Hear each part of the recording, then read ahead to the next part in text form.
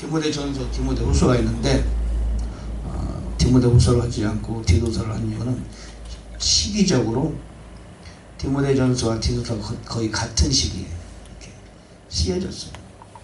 그 디도서 한 것이고, 디모데후서는 사도 바울의 가장 마지막 편지이기 때문에 두 번째 감옥에 들어가서 좀 편지고, 디모데전서와 디도서는 첫 번째 투옥에서 풀려나고 두 번째 갇히기 전에 중간에 쓴 책이에요. 첫 번째 투옥에 쓴 서신 우리가 알다시피 에베소, 빌립보서, 골로새서, 빌레몬서. 그리고 풀려나서 쓴 서신이 디모데전서, 그리고 디도서. 그리고 다시 감옥에 들어가서 쓴 서신이 디모데후서. 그게 마지막입니다. 그래서 디모데후서를 다음에 하고 디도서를 앞에 합니다. 디모데와 디도는 똑같이 사도 바울의 제자죠. 나이도 비슷하지 않을까 생각해요. 디모데는 소아시아의 큰 교회 에베소에서 교회를 맡아서 사역을 하고 있었고, 디도는 그레데라는 섬이 있어요. 크레테라고 하는 곳인데 우리 개역 성경은 그레데. 그레데는 어디에 있는 섬이냐면은 지중해에 있는 섬인데, 지중해에서 팔레스틴 지역에서 지중해를 향하여 나아갈 때 가장 먼저 당도하는 섬이 키프로스인데 그 다음에 당도하는 섬이 그레데. 키프로스가 좀 큰 섬이에요. 그레데가. 사도 바울이 그 로마 여행하러 갔을 때 첫째 감옥에 투옥되기 전에 그레데를 거치 갔었죠. 잠시 거치 갔어. 그레데를 사도 바울이 그 전에도 한번 간 것으로 보여요. 그래서 그때 복음이 전파된 곳인데 좀 큰 섬이에요. 큰 섬. 거기에 디도를 보내서 교회를 사역하게 했다. 그 디도에게 사도 바울이 편지를 한 거죠. 내용을 보면은 디모데전서와 비슷한 부분이 많아요. 이 편지는 교회에 보낸 편지가 아니고 개인적으로 사도 바울 개인이 디도 개인에게 보낸 편지예요. 성경이 됐어요. 목회자로서 해야 할 일과 중요한 사항에 관하여 개인적으로 개인이 보낸 편지죠. 이 편지를 일반 성도들이 읽으면 안 되는 내용이 좀 있었죠. 예를 들면 그레데 사람들은 다 거짓말쟁이고 게을르고 탐식하고 먹는 거 좋아하고 이런 말이 그 내용에 써 있어요. 그러므로 개인적으로 보낸 편지다. 교회에서 이렇게 돌아가면서 읽으라고 보낸 편지가 아니다. 다른 서신들은 교인들이 서로 돌려가면서 읽었고, 다른 교회에 갔다가 전달하고 거기서 또 읽고 또 다른 교회에 보내고 이런 편지였는데, 디도서는 좀 그렇지 않았다. 읽어볼까요? 자, 하나님의 종이요 예수 그리스도의 사도된 바울은, 본인은 항상 사도 바울은 하나님의 종이요 예수 그리스도의 사도된 바울이라고 자신을 지칭하죠. 자신이 서 있는 위치, 자기가 해야 할 일, 내가 이 땅에 온 목적, 자기가 걸어야 할 목표 지점을 정확히 알고 있었다. 여러분, 그리스도인들은 마땅히 그걸 알아야 돼요. 오늘날 많은 그리스도인들이 그걸 잘 모르고 살아요. 심지어 목사조차도 그냥 목회하는 것이지, 나는 하나님의 종이요 예수 그리스도의 사역자다, 그렇게 선포하고 고백하는 사람들이 이렇게 많지 않죠. 그걸 알아야 돼요. 나의 사명, 내가 이 땅에 대한 목적, 나는 어디를 향해 가고 있는가, 그것이 분명해야 됩니다. 그것이 분명해야 그것을 위해서 내가 무엇을 해야 할 것인가를, 무엇을 준비해야 될 것인가를 알고 해나갈 거 아닙니까? 그렇지? 나의 사명, 나의 미션, 마이 미션, 하나님이 나에게 주신 나의 미션을 아는 것이 중요하다. 나는 그 일을 지금 하고 있어야 되고, 사도 바울은 하나님께서 선택하신 자들의 믿음에 따라, 하나님의 성품에 따른 진리를 인정함에 따라, 두 가지가 나왔어요. 첫째 믿음, 첫째는 경건인데 하나님의 성품이죠. 성경에 경건이라는 말이 나올 때는 항상 그 경건이라는 말은 하나님의 성품이라고 생각하면 돼요. 경건한 자가 되라 이런 말은 하나님의 성품을 따르는 자가 되라 이런 뜻을 받으면 돼요. 믿음과 경건이에요. 하나님께서 선택하신 자들의 믿음, 하나님의 선택하신 자들의 믿음. 하나님의 선택은 무조건적인 선택이 아니죠. 예지예정 하나님의 아신 자들을 선택하셨죠. 그들이 하나님의 선물에 따라 믿음을 가졌죠. 예수 그리스도에 관한 믿음, 눈에 보지 않는 천국에 관한 믿음, 성령이 나와 함께한다는 믿음, 세상 사람들이 결코 알 수 없는 세계에 대해 영적인 믿음, 특별히 복음에 대한 믿음, 그 믿음에 따라 믿음을 조차 믿음을 전하는 사도 바울이란 말이죠. 우리는 믿음에 따라 살고, 그 믿음은 하나님 우리에게 주신 것이고, 그렇죠? 믿음으로 구원받고, 믿음 위에 살고, 믿음 우리를 지탱해주고, 매일매일 믿음으로 세상을 이겨나가고, 그렇게 사는 사람들이 그리스도인들이에요. 그러니까 세상 이방인들하고는 전혀 다른 거죠. 이방인들은 눈에 보이는 것에 의해 살죠. 우리는 믿음을 따라 살죠. 우리는 목표가 또 다르죠. 그들은 자기 자신을 위해 살죠. 다른 거죠. 또 하나님의 성품을 따르는 진리를 인정함에 따라. 자, 말씀의 진리는 구원받은 자는 누구나 하나님의 성품을 따르는 진리에 따라 사는 거죠. 목회는 하나님의 성품을 따라가야 되는 거죠. 우리가 이 땅에서 이루어져야 할 목표죠. 하나님께서는 하나님의 성품을 따르게 하기 위하여 우리에게 연단과 훈련과 고난과 환난을 때로는 주신다. 왜 욥이 환난을 받았느냐? 하나님의 성품을 따르는 자가 되게 하기 위하여 하나님은 그에게 환난을 주셨다. 왜 요셉은 14년간 종살이 해야 되고, 왜 다윗은 13년간 역시 그도 역시 억울한 구망자의 신세를 면치 못해야 되는가? 왜 모세는 그렇게 큰 잘못이 한 것도 없이 살인을 해결했죠. 애굽 사람을 쳐서 죽였습니다. 그러나 당시에 사람 죽이는 것이 그렇게 뭐 대단합니까? 전시고, 당시에는 뭐 여기저기 싸우러 다니고, 그게 대단해요. 왕족의 왕자가 애굽이나 죽인 게 그렇게 사형받을 죄입니까? 그럼에도 불구하고 그것 때문에 그냥 인생이 바뀌어서 참 미디안 광야에서 40년 동안 그야말로 그 무명의 사람으로 살았잖아요. 사실 일단 그런 이유는 하나님의 성품을 따라가기 위한 존재, 하나님의 성품을 모세 안에 주님께서 심어주기 위하여, 하나님의 성품을 가져야 하나님의 위대한 역사를 이룰 수 있기 때문에, 하나님의 성품을 그게 소유하고 있어야 하나님이 그를 통하여 하나님의 계획을 이룰 수 있기 때문에 40년 동안이나 미디안 광야의 성문제를 맞으면서 이렇게 참 허무한 세월을 보내야 했다.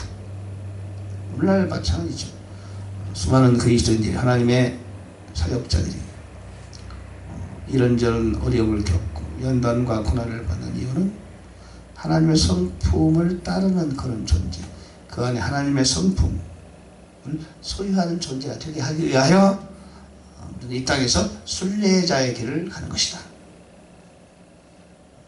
우리가 기도하고 말씀을 열심히 읽는 이유도 그런 목적이 되어야 되는 것이지, 길에서 능력받자, 말씀을 읽어서 막 지식을 얻어가지고 멋진 설교를 해야지, 이게 아니란 말이죠.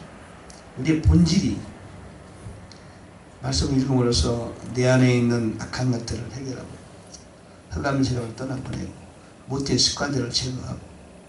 사람이 안에 악한 것이 많잖아요. 예수님 그러셨죠. 사람이 먹을 때 더러운 것이 아니고 깨끗하고 더러운 게 아니라 내 사람 안에서 나오는 것이 더럽다. 이 더러운 것들을 하나님의 말씀으로 이렇게 씻어내는 거죠. 읽으면서, 말씀을 들으면서, 말씀을 접하면서, 말씀을 암송하면서 내 존재 안에 말씀을 들어가면은 내 안에 있는 더러운 것들이 이렇게 씻어지는 거죠. 그게 1차 목표가 돼야 되는 거죠. 기도하면서 이거 주십시오, 저거 주십시오, 얻어야 된다, 이것이 아니고 기도하면서 하나님의 음성을 듣고 하나님의 같이 호흡하면서 내가 하나님의 사람으로, 하나님의 성품으로 내 안에 들어가는 거죠. 내 존재 안에 하나님의 성품이 임하게 되는 거예요. 그것이 가장 본질적인 근본적인 목적이 되어야 되는 것이다. 그러지 않는 신앙의 행위는 뭔가 문제가 있는 거예요. 그러지 않는 설교, 그렇지 않는 목회는 뭔가 잘못된 거죠. 뭔가 이상한 거죠.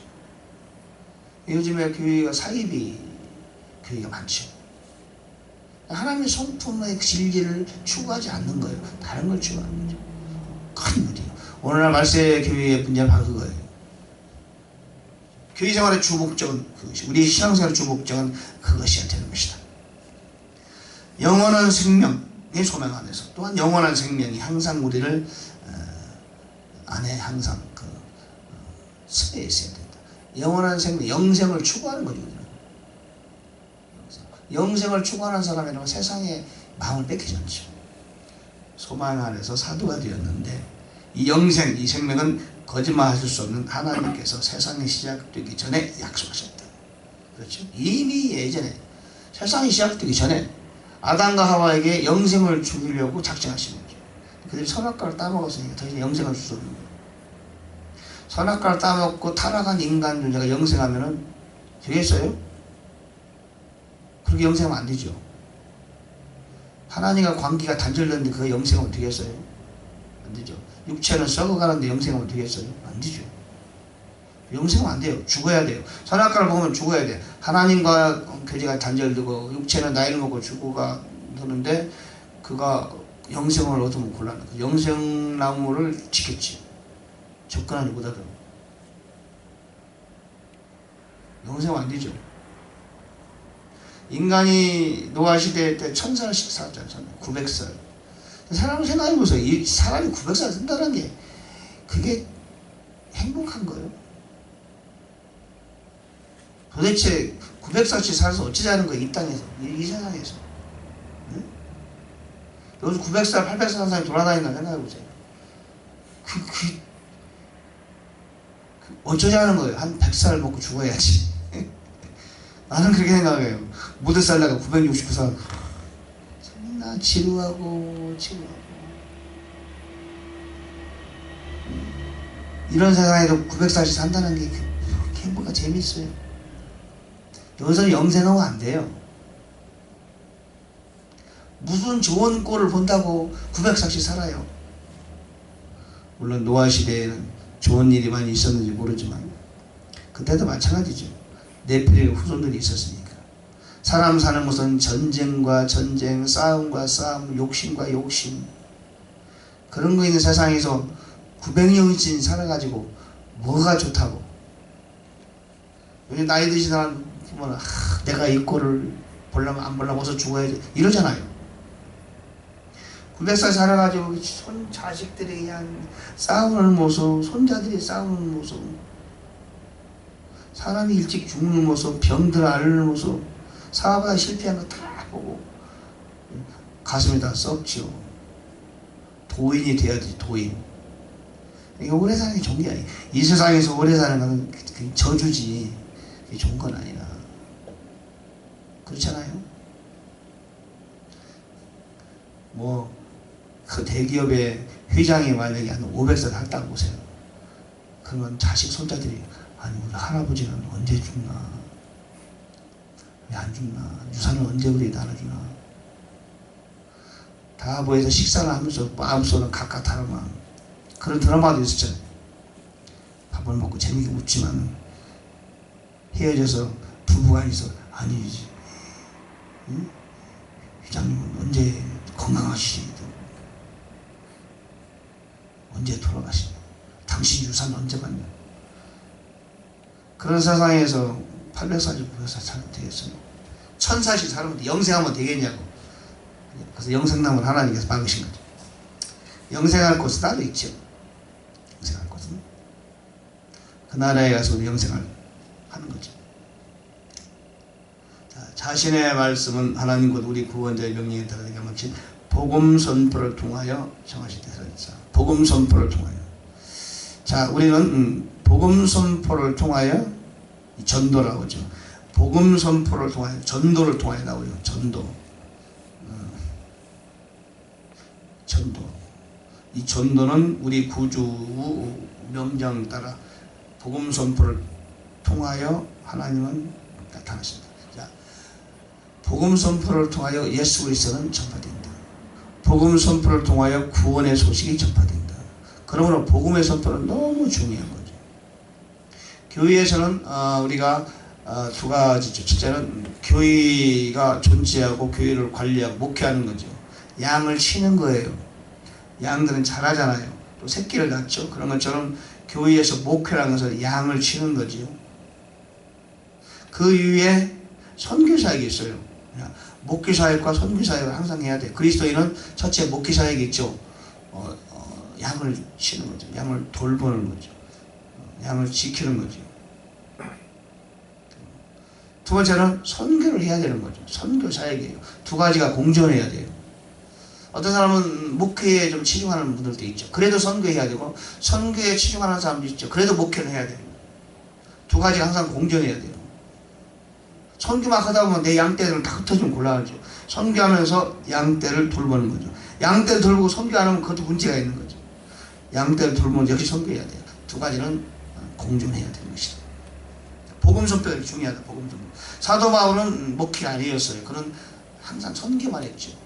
잠시 목회했지만 목회가 뜻이 아니에요. 그는 하다가 다시 또 계속 선교 주된 선교사를 하고 있었다. 그럼 그가 목회를 안 하냐? 목회를 안 한 건 아니죠. 목회 소식을 지금 하고 있잖아요. 목회를 누구보다 잘 알고 있었죠. 선교하는 사람은 목회 뭔지 알아요. 목회만 하는 사람은 선교를 모를 수 있어요. 자칫하면. 자칫 잘해야 되는 거죠. 요즘에 교회가 목회를 하는데 선교 마인드가 없어. 문제가 있는 거예요. 그 목회가 뭔가 문제가 있는 거죠. 선교를 하게 되면 자연히 목회가 중요성을 알게 되고 목회하게 되죠. 선교하게 되고 사람을 구원하게 되면 이 사람을 관리하지 않으면 곤란하니까 선교를 하는 것이 중요해요. 선교가 먼저예요. 항상. 목회서신은 목회서신이 두 개 있죠. 목회도 중요하고 선교도 중요한데 선교가 일단 우선이다. 복음 선포를 통하여 드러나신다. 공통된 믿음을 따라 나의 아들된 같은 믿음을 따라 아들된 디도에게 편지하노니. 그렇죠. 사도 바울의 믿음을 디도가 같이 갖고 있었고 디모데도 같이 갖고 있었는데 우리는 같은 믿음을 가져야 돼요. 같은 믿음. 예수 그리스도에 관하여 또는 하나님에 관하여 또 하나님의 성품을 따르는 그 경건에 관하여 복음 선포에 관한 동일한 믿음을 가져야 되는 거예요. different faith라는 같은 믿음, common faith죠. 디도에게 편지하니 하나님 아버지 주 예수 그리스도 곧 우리의 구원자로부터 은혜와 긍휼과 평강이 있기를 원한다. 우리는 항상 세 가지를 늘 가져야 하는데 은혜와 긍휼과 평강이 넘쳐야 된다. 하나님의 은혜와 하나님의 긍휼과 하나님의 평강을 갖고 있어야 되겠다. 우리는 그걸 늘 의식해야 된다. 은혜가 항상 먼저예요. 은혜. 하나님의 은혜를 사모하는 거죠. 주님의 은혜를 사모합니다. 긍휼, 하나님의 긍휼을 늘 구하는 거죠. 그러면서 우리는 사람들에 대한 긍휼을 가져야 되는 거죠. 하나님께 은혜를 받는 사람은 사람에게 은혜를 알죠. 베풀게 돼요. 하나님의 은혜를 모르는 사람은 사람들의 은혜를 잘 몰라요. 은혜를 받은 사람이 은혜를 주는 것이다. 긍휼을 얻은 사람이 긍휼을 베푸는 것이다. 하나님의 평강이야만이 이야말로 진정한 평강이다. 원하노라. 이런 까닭으로 내가 너를 글에 대해 남겨두었나니 이것은 곧 네가 부족한 것들을 바로잡고, 목회의 첫째 목적은 부족한 것들을 바로잡는 것이다. 성도들의 교회의 부족한 것들을 바로잡는 게 목회요. 그러므로 목회의 리더, 목회자는 알아야 되는 거죠. 뭐가 옳고 뭐가 그런 것이 알아야 돼요. 그래서 성도가 부족하면 잡아줘야 돼요. 당연히 부족하죠. 예수를 막 영접하면 여러모로 부족하죠. 아직도 세상적인 마인드가 있고 세상적인 사고방식이, 세상 생활방식이 살고 있다고 부족한 걸 이렇게 하세요. 바로 잡아줘야 돼요. 그러므로 목회자는 정확히 말씀을 알아야 되는 것이다. 영적인 지식이 있어야 되는 것이다. 부족한 것을 바로 잡고, 교회가 잘못된 방향을 하면 바로 잡아줘야 된다. 요즘에는 막 서로가 잘못되는 거 아니라 동서남북으로 가버려요. 교회가 어디로 가는지도 몰라. 캐톨릭 시대에도 모든 사자들이 자신들이 잘못됐으니까 바로 잡을 것이 뭔지도 모르는 거예요. 왜? 서로가 잘못 가니까. 누가 잘했나 누가 잘못했나 알 수가 없어요. 다 잘못됐으니까. 하나님께서 마르틴 루터를 이렇게 세우시고 바로 잡았죠. 95개 정안 딱 세우는 거. 바로 잡읍시다. 이게 종교 계획이에요. 부족한 것들을 받았고, 내가 너를 세운 것 같이 각 도시에서 장로들을 임명하게 됩니다. 내가 세움을 받은 그 사람은 남을 세울 수 있다. 사도 바울이 디도를 세운 것처럼 너도, 내가 너를 세운 것처럼 너도 다른 사람을 세워라는 말이에요. 지도자가 필요하다. 교회는 리더가 필요하다. 영적 리더가 필요하다. 교회가 부흥되면 부흥될수록 사도 바울은 제자를 두고 그 사람 또 다른 제자를 두면서 그렇게 리더를 세우는 것이죠. 자기가 다 하는 게 아니죠. 오늘 뭐 대형교회라는 것이 좋은 게 아니에요. 대형교회 하지만은 목회가 안 되는 거예요. 바로 잡을 수가 없어요. 그래서 대형교회가 되어가면은 대형교회 단임 목사는 자기와 같은 지도자를 세워줘야 돼요. 그 독립해야 돼. 독립. 자기와 같은 지도자를 세워줘요. 세워줘. 그리고 자기는 감독이 되는 거예요. 감독. 교회 여러 개를 감독하는 감독. 교회를 세우는 그 장로들이 따로 있을 거 아니에요. 목사. 자기가 차지하는 게 아니에요. 그래서는 교인이 감독이 됩니까? 관리가 됩니까? 부목사는 1년마다 바뀌고 교구장도 1년마다 바뀌고, 자기는 한 30년 40년 하고. 성도 관리 됩니까? 관리 안 되는 거예요. 그 어떤 교회 목사님은, 천국 갔다 온 목사님은 500명 자성을 딱 세워놓고 500명이 더 못하게 다른 교회 가십시오. 우리 교회는 딱 그 정원이 티오가 500명이에요. 그런 분이 있었어요. 500명 정도면 가능하겠죠. 독립해야 돼. 독립. 이렇게 내가 너를 세운 것 같이 각 도시에서, 그레데에도 여러 도시가 있을 거 아니에요. 그래, 큰 섬이니까. 그 도시, 섬이라고 볼 수 없는 정도로 큰 곳이에요. 여러 도시가 있는데 그 도시에 각 장로를 세우는 거예요. 너는 장로들 위에는 감독이죠. 자기도 교회를 하고 있지만 그래도 그 장로들을 자기들 밑에 사람들이니까 영적으로 그들을 관리하고 지도하고 또는 가르치고 그런 감독이고, 자기는 세운다는 거예요. 자기도 사도 바울의 감독을 받는 거지. 그렇게 하라 그 말이에요. 이렇게. 그래야 되는 모든 사람들은 이 교회로 오세요. 내가 목회할 테니까. 그리고 막 버스 타고 오고 막 마차 타고 그렇게 하지 않고 가까운 데서 예배 드리세요. 50명, 100명, 50명, 100명, 50명, 100명. 각 도시에. 그리고 리더를 세워주고 이렇게 했단 말이에요. 교회가 그렇게 해야 돼요. 서로를 다 알고, 김지사의 부족함이 먼저, 문제가 먼저 서로 알 위해서 기도하고, 부족한 사람은 뭐가 부족하고 말씀 부족한 사람은 서로 돕고, 이번에 전도는 김지사가 왜 안 나와? 같이 나갑시다. 문제가 있으면 같이 해결하고. 근데 1000명, 2000명 되면 어디가 누가 숨었는지, 누가 예배를 참석했는지, 주일날 왔는지 안 왔는지 모르잖아요. 이름만 등록했지. 헌금을 제대로 하는지도 모르고, 그 집에 무슨 문제 했는지, 구역이나 해봤자 구역장 자주 바뀌고 이사가면 없어지고 관리가 됩니까? 그러니까 그렇게 하지 않는 거예요. 이게 오늘날 교회가 성도들이 관리가 안 되는 거죠. 그리스도인 생활을 하면 그리스도를 하는지 안 하는지 아무도 알 수가 없어. 교회 출석만 하는 걸로 그냥 날 만족하는 거예요. 어떤 사람 등록도 안고 다니잖아요. 그냥 가서 예배 드리고 하나님 좋은 곳 교회 다녀왔습니다. 만족하는 거죠. 교회에서는 숫자만 쉬는 거예요. 숫자. 오늘 몇 명 나왔어? 몇 명 부흥했나? 헌금해.